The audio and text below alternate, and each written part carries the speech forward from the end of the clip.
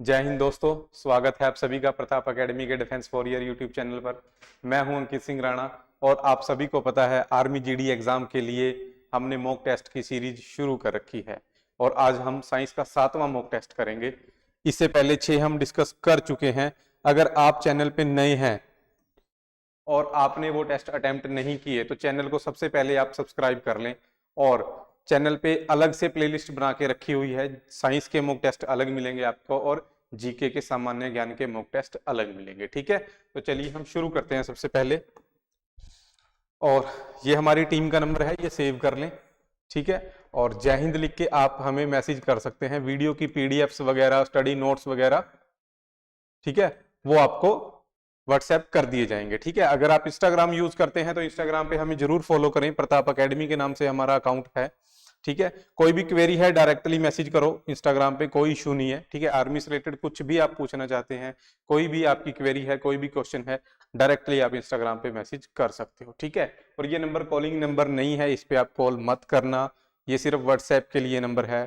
तो व्हाट्सएप पे ही आपने कुछ पूछना हो या पीडीएफ लेनी हो तो आप ले सकते हो। ठीक है, तो चलिए पहला प्रश्न आपका क्या है वो देखते हैं। निम्न में से कौन सी अधातु पानी में डुबा कर रखी जाती है? ठीक है ना, तो अधातु बतानी है आपने कौन सी है जो पानी में डुबो कर रखी जाती है। ये 4 ऑप्शन आपके पास हैं। वीडियो को आपने पॉज करना है और क्वेश्चन को अटेम्प्ट करना है आपने। तो इसका राइट आंसर क्या है? इसका राइट आंसर है श्वेत फास्फोरस। व्हाइट फास्फोरस जो है ये ऐसी अधातु है, ऐसा नॉन मेटल है जिसको हम पानी में डुबो कर रखते हैं। ठीक है ना, वो याद रखना है आपने। ठीक है, और कई बार ऐसे क्वेश्चन डायरेक्ट आ जाता है कि फास्फोरस क्या है। फास्फोरस क्या है? 4 ऑप्शन आपके पास होंगे, धातु है, अधातु है, गैस है। ठीक है ना, या कोई भी नहीं। ठीक है, तो इसका राइट आंसर फिर क्या होगा, याद रखना है आपने, अधातु। ठीक है, अधातु है। और एक प्रश्न ऐसे आ जाता है कि धातु कौन सी धातु तरल अवस्था में पाई जाती है? द्रव्य अवस्था में, तरल अवस्था में कौन सी धातु? तो वो हो जाएगा पारा। पारा यानी मरकरी इंग्लिश में हम बोलते हैं और जिसका चिन्ह है Hg। ठीक है, ये एक धातु है जो हमें तरल अवस्था में मिलेगी। ठीक है ना, और बाकी जो धातु होती हैं वो आप सभी को पता है थोड़ी कठोर अवस्था में होती हैं, जैसे लोहा, सोना, चांदी वगैरह, ये सभी कठोर अवस्था में हमें मिलती हैं। ठीक है, तो नेक्स्ट प्रश्न पे चलते हैं। निम्न में से कौन अधातु है? तो ये 4 ऑप्शन आपके पास हैं, आपने बताना है इनमें से कौन सी एक अधातु है। ठीक है, नॉन मेटल है। हाइड्रोजन, लोहा, सोना या कोबाल्ट। ठीक है, तो इसका राइट आंसर क्या है? इसका राइट आंसर है ए, हाइड्रोजन। हाइड्रोजन एक नॉन मेटल है, अधातु है। ठीक है ना, और बाकी सभी क्या है? धातु हैं। लोहे का भी आपको पता है, आयरन, सोना और कोबाल्ट, ये सभी क्या है? धातु है। ठीक है ना, मेटल है। ओके, और हाइड्रोजन के बारे में कुछ 2-4 पॉइंट मैं आपको बता देता हूं। जैसे हाइड्रोजन गैस है, ठीक है ना, हाइड्रोजन गैस सबसे हल्की गैस है। अगर आपसे प्रश्न आए कि सबसे हल्की गैस कौन सी है, तो हाइड्रोजन गैस है, याद रखना है आपने, हाइड्रोजन गैस सबसे हल्की गैस है। ओके, और दूसरा, किस गैस को भविष्य का ईंधन कहा जाता है, या किसे भविष्य का ईंधन कहा जाता है? भविष्य का ईंधन, फ्यूचर फ्यूल, वो कहा जाता है हाइड्रोजन को। ठीक है, और अगर आपसे पूछा जाए सबसे ज्वलनशील कौन सी गैस है, सबसे ज्वलनशील, तो वो भी हाइड्रोजन ही होगा। ठीक है ना, वो भी क्या होगा? हाइड्रोजन ही होगा। और हाइड्रोजन के बारे में एक पॉइंट आपने और याद रखना है, सूरज के ऊपर सबसे ज्यादा कौन सी गैस मिलती है? तो सूरज के ऊपर सबसे ज्यादा हाइड्रोजन गैस मिलती है। सूरज के ऊपर सबसे ज्यादा कौन सी गैस मिलती है? हाइड्रोजन गैस मिलती है। ठीक है, नेक्स्ट प्रश्न आपका क्या है? नेक्स्ट प्रश्न है, इस्पात में कितने प्रतिशत कार्बन है? इस्पात यानी स्टील की बात हो रही है, स्टील में आपने बताना है कितने प्रतिशत कार्बन मिलता है। लास्ट वीडियो में भी मैंने आपको बताया था कि जो स्टील होता है, ठीक है ना, स्टील इकलौती मिश्र धातु है जिसमें हम कार्बन को मिलाते हैं। ठीक है ना, तो कितने प्रतिशत मिलाते हैं? देखो ऑप्शन के हिसाब से यहाँ पे हम 2 करेंगे। ठीक है ना, और ये भी कोई वैसे फिक्स होता नहीं है, 2 से कम भी मिलाते हैं, सब कुछ डिपेंड करता है हमने स्टील जो बनानी है उसकी क्वालिटी कैसी रखनी है। ठीक है ना, कितना उसको हार्ड बनाना है, कितना उसको सॉफ्ट बनाना है। बट ज्यादा से ज्यादा अगर हमें मिलाना हो तो हम 2% ही मिलाते हैं, उससे ज्यादा नहीं मिलाते, उससे कम भी मिला सकते हैं बट ज्यादा से ज्यादा 2। तो ऑप्शन के हिसाब से यहाँ पे जो 2 है वो सही है। ठीक है ना, याद रखना है, स्टील यानी इस्पात, ठीक है, ओके। और इसके अलावा स्टील में हम निकल भी मिलाते हैं, आयरन होता है, ठीक है, कार्बन तो है ही, और क्रोमियम भी मिलाते हैं, ठीक है ना। तो ये कुछ पॉइंट है जिसमें जो आपने याद रखने हैं। नेक्स्ट, छींकने से दिल की धड़कन कितने सेकंड के लिए रुक जाती है और फिर जारी रहती है, ठीक है ना। तो छींकते टाइम जो दिल की धड़कन होती है वो रुक जाती है थोड़े से समय के लिए, बस वही आपने बताना है कितने समय के लिए रुक जाती है, ठीक है। ये 4 ऑप्शन आपके पास हैं और राइट आंसर इसका क्या है, इसका राइट आंसर है ए, 1 सेकंड, ठीक है। जो हमारी दिल की धड़कन है, हार्ट बीट है, वो 1 सेकंड के लिए रुक जाती है जब हम छींकते हैं, ठीक है। तो ये आपने याद रखना है। और कितनी हार्ट बीट होती है, ये ऐसा क्वेश्चन तो बेसिक से क्वेश्चन है, आप सभी को पता होगा। 1 मिनट में हमारा जो दिल है वो 72 बार धड़कता है, ठीक है ना, ओके। याद रख लेना है आपने, 1 मिनट में 72 बार जो दिल है हमारा वो धड़कता है। हार्ट में 4 चैम्बर होते हैं, 4 कोष्ठक, और 4 ही वाल्व होते हैं, ठीक है। हार्ट जो बना होता है हमारा वो कार्डिक मसल का बना होता है, कार्डिक मांसपेशी का। और स्टडी ऑफ हार्ट को क्या कहा जाता है, दिल के अध्ययन को बोला जाता है कार्डियोलॉजी, ठीक है, कार्डियोलॉजी बोला जाता है, ठीक है। नेक्स्ट, किस प्रकार की किरणों की वेधन क्षमता सबसे अधिक होती है। वेधन क्षमता आप यहां पे लिखोगे, ठीक है ना, वेधन क्षमता सबसे अधिक होती है। तो ये 4 ऑप्शन आपके पास है, न्यूट्रॉन, बीटा किरणें, अल्फा किरणें या गामा किरणें, ठीक है। तो राइट आंसर इसका क्या है, इसका राइट आंसर है डी, गामा किरणें। गामा किरणों की वेधन क्षमता, किसी भी वस्तु के आर पार हो जाना, ठीक है ना, वेधन क्षमता, किसी को पेनेट्रेट करना, वो सबसे ज्यादा किस तरह की किरणों में है पावर, तो वो गामा किरणों में है, ठीक है ना। गामा किरणें, इसको हम गामा को ऐसे लिखेंगे, गामा, ये गामा का चिन्ह होता है ऐसे, ठीक है ना, गामा, ओके। और बीटा का कैसे होता है चिन्ह, बीटा का चिन्ह होता है ऐसे, बीटा, ठीक है। और अल्फा का कैसे होता है, अल्फा का होता है ऐसे, अल्फा, ठीक है, ओके। नेक्स्ट, कौन सा अधातु, कौन सा अधातु कमरे के ताप पर द्रव्य होता है। तो क्वेश्चन सिंपल सा है, कौन सा अधातु होता है जो रूम टेम्परेचर पे, जिसको हम कमरे में रख देते हैं रूम में, ठीक है, वो क्या होगा, तरल अवस्था में आपको मिलेगा, तरल अवस्था में आपको मिलेगा, ठीक है, लिक्विड स्टेट में आपको मिलेगा। तो ये 4 ऑप्शन आपके पास है, एल्यूमिनियम, ब्रोमियम, तांबा या पारा, ठीक है, सॉरी ब्रोमाइन इसको हम बोलेंगे, ठीक है। तो इसका राइट आंसर क्या है, इसका राइट आंसर है बी, ब्रोमियम, ब्रोमाइन, ठीक है। जैसे हमने धातु देखी थी, ठीक है ना। अब ये 2 पॉइंट ना आप दोबारा देख लो, थोड़े से क्लियर हो जाएंगे आपको। इस क्वेश्चन को मैं साइड में कर देता हूं, इसको आप दोबारा देखो, ठीक है। देखो हमारे पास क्या चीजें होती हैं, हमारे पास होती है धातु, ठीक है। जैसे एग्जाम्पल के तौर पे हम बात करें लोहा, ठीक है, सोना या चांदी वगैरह, ये सब कुछ क्या है, धातु है, ठीक है। और एक होती है अधातु, अधातु में जैसे हाइड्रोजन हो गया, कार्बन हो गया, ठीक है, सब कुछ ये। और एक होती है हमारे पास उपधातु, उपधातु, उपधातु होती है जिसमें धातु और अधातु के दोनों के गुण होते हैं, ठीक है ना, जैसे सिलिका वगैरह हो गया, सिलिका, ठीक है, सिलिका। अब धातु होती हैं सभी की सभी कठोर, जैसे लोहा, सोना, चांदी, एल्यूमिनियम, तांबा, ये सभी कठोर है ना। बस एक धातु ऐसी होती है जो कठोर नहीं होती, ठीक है ना, जो हमें तरल अवस्था में मिलती है। जैसे पानी होता है ना, पानी कठोर तो नहीं है ना, पानी तरल अवस्था में मिलता है। तो ऐसी धातु होती है पारा, क्या बोलते हैं हम उसको, पारा। इंग्लिश में हम बोलते देते हैं उसको मरकरी, और उसका चिन्ह क्या है, Hg। ये हमें मिलेगा द्रव्य अवस्था में, यानी तरल अवस्था में। और जो अधातु होती हैं, या वो थोड़ी सी ठोस होंगी या वो गैस भी हो सकती हैं। बस एक अधातु ऐसी है जो हमें तरल अवस्था में मिलेगी, वो कौन सी है, वो है ब्रोमीन। वो क्या है, ब्रोमीन, ओके। तो अगर तरल अवस्था वाली धातु पूछें, तरल अवस्था वाली धातु, तो हो गया पारा।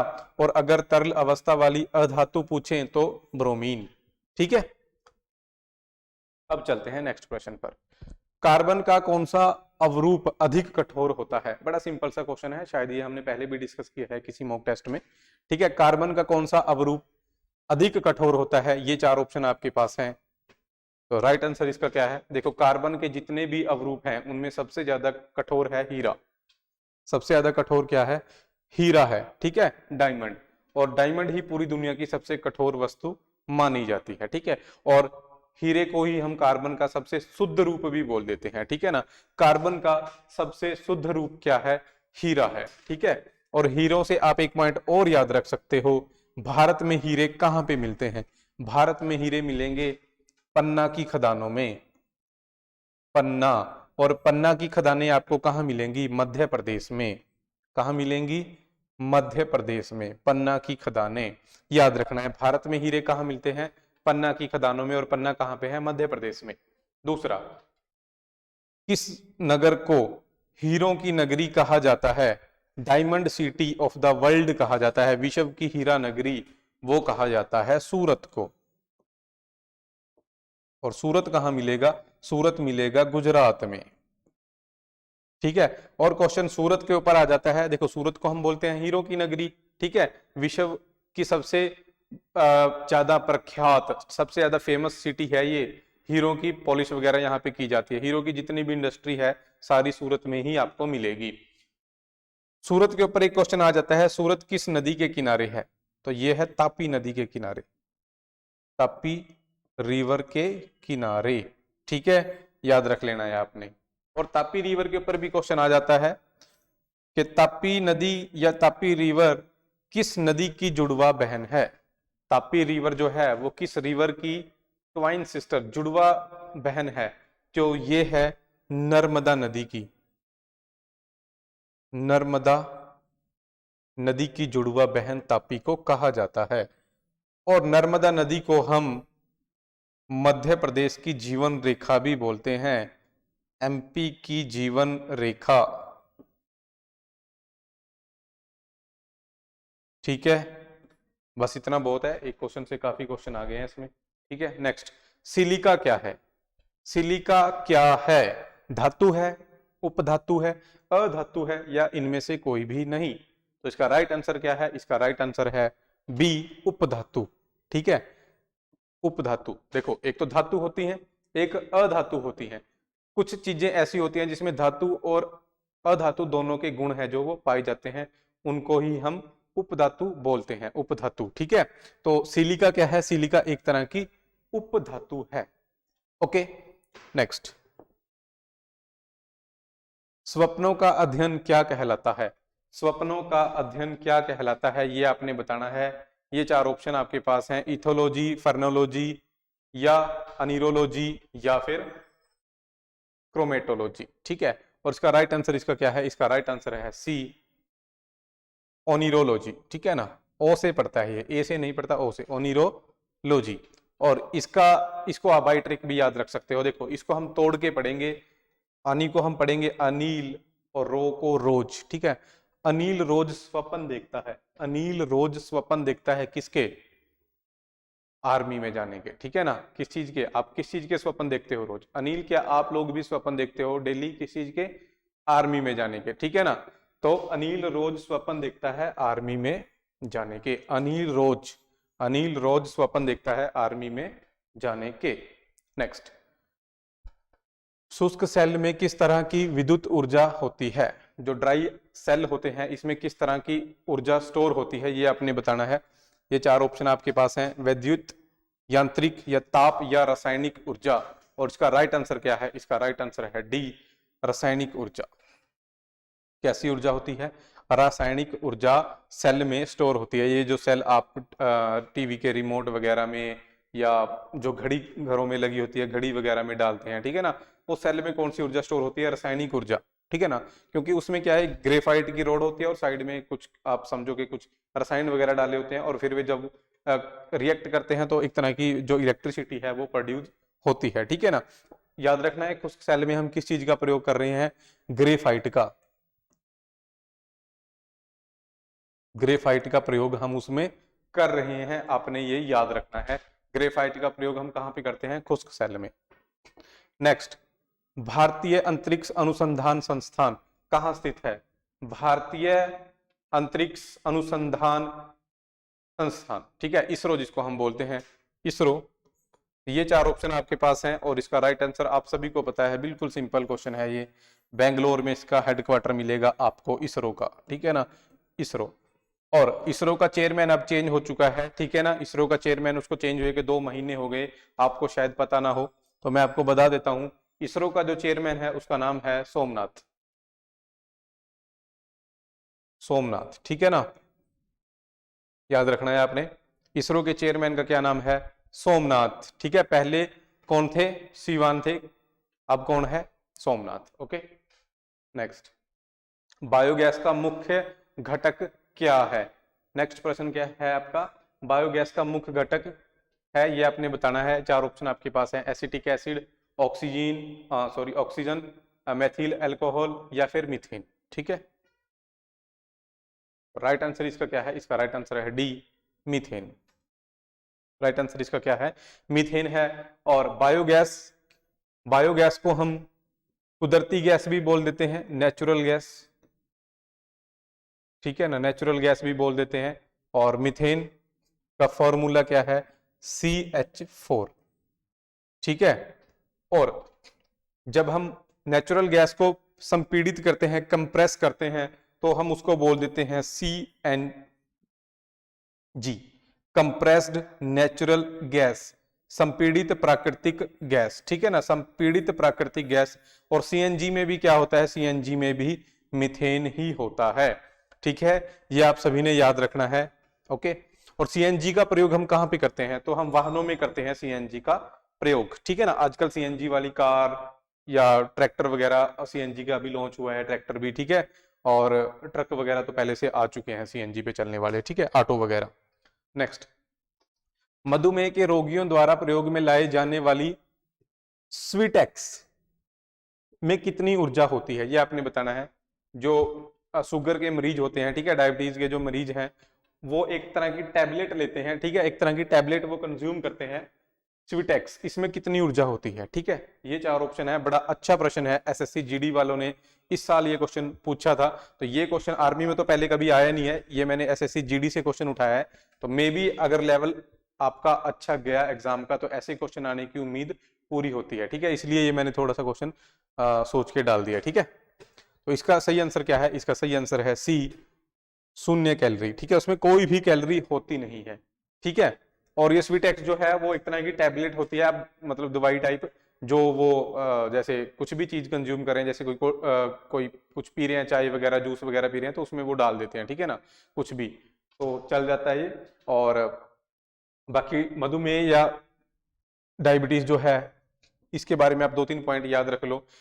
क्यों हो जाता है? क्योंकि हमारे शरीर में इंसुलिन बनना बंद हो जाता है, इंसुलिन बनना बंद हो जाता है। और इंसुलिन को कौन पैदा करता है?